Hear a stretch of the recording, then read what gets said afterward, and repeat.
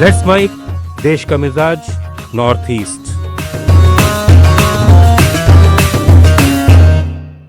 देश का मिजाज उत्तर पूर्व। असम के लोकप्रिय गायक जुबीन गर्ग का सोनापुर के कुमारकुची गांव में राजकीय सम्मान से अंतिम संस्कार किया गया। इससे पहले उनके शव का एक बार फिर गुवाहाटी मेडिकल कॉलेज में पोस्टमार्टम हुआ। मुख्यमंत्री हेमंत बिस्वा शर्मा ने जनता की मांग पर यह आदेश दिया था ताकि किसी संदेश की गुंजाइश न रहे। स्टेडियम से उनकी अंतिम यात्रा में हजारों फैन सड़कों पर उमड़ पड़े। सीएम ने सीआईडी को भी उनकी मृत्यु के मामले की जांच का आदेश दिया है। असम के बोडोलैंड टेरिटोरियल रीजन में हुए बोडोलैंड टेरिटोरियल काउंसिल चुनाव में 72% से ज्यादा वोटिंग हुई है। रीजन के सभी 5 जिलों बक्सा, चिरांग, कोकराझार, तमुलपुर और उदलगिरी की 40 सीटों पर 316 उम्मीदवारों की किस्मत दांव पर है।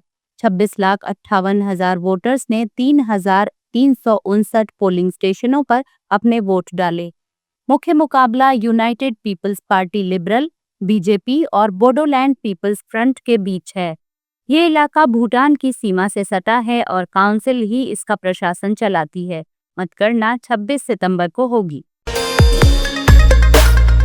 त्रिपुरा में दुर्गा पूजा, लक्ष्मी पूजा और काली पूजा को पर्यावरण के अनुकूल बनाने के लिए प्रदूषण नियंत्रक बोर्ड ने सख्त नियम जारी किए हैं। रात 12 बजे से सुबह 6 बजे तक लाउडस्पीकर और म्यूजिकल इंस्ट्रूमेंट पर रोक है। 90 डेसिबल से ज्यादा शोर वाले पटाखे और अस्पताल, स्कूल जैसी जगहों पर 100 मीटर के दायरे में पटाखों पर पाबंदी है। मूर्तियों के लिए प्लास्टर ऑफ पेरिस और जहरीले रंगों की मनाही है। सिर्फ बायोडिग्रेडेबल सामग्री और प्राकृतिक रंगों का इस्तेमाल होगा। मूर्ति की ऊंचाई 20 फीट और पंडाल 40 फीट से ज्यादा नहीं हो सकते। साथ ही विसर्जन सिर्फ तय जगहों पर ही होगा। मेघालय में सामाजिक संगठन Hynniewtrep Integrated Territorial Organisation ने सत्ताधारी नेशनल पीपल्स पार्टी के youth wing National People's Youth Front पर यूरेनियम खनन का मुद्दा फिर से भड़काने का आरोप लगाया है। फ्रंट ने पर्यावरण मंत्रालय के हाल के आदेश को गलत बताया था।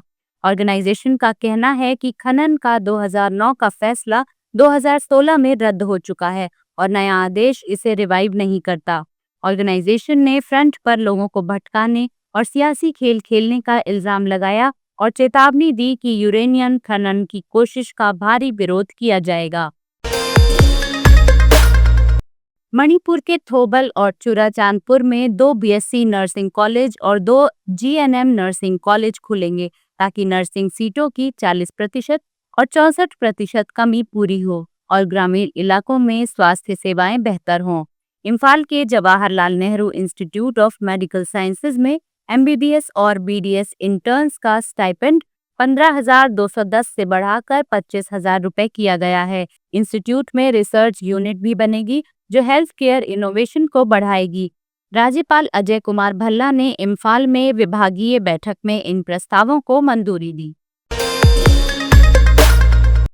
अरुणाचल प्रदेश के सियांग और ऊपरी सियांग जिलों में आदि स्टूडेंट्स यूनियन ने अपनी मांगों पर 12 घंटे का बंद कराया। सुबह 5 से शाम 5 बजे तक सब ठप रहा। इनकी मांगे हैं: पैरा मिलिट्री फोर्स हटे, सरकारी स्कूलों से कब्जे हटे, 8 गांव बुराहो यानी ग्राम प्रमुखों का निलंबन रद्द हो और सियांग अपर प्रोजेक्ट की रिपोर्ट से पहले 31 गांवों की पूरी जानकारी मिले।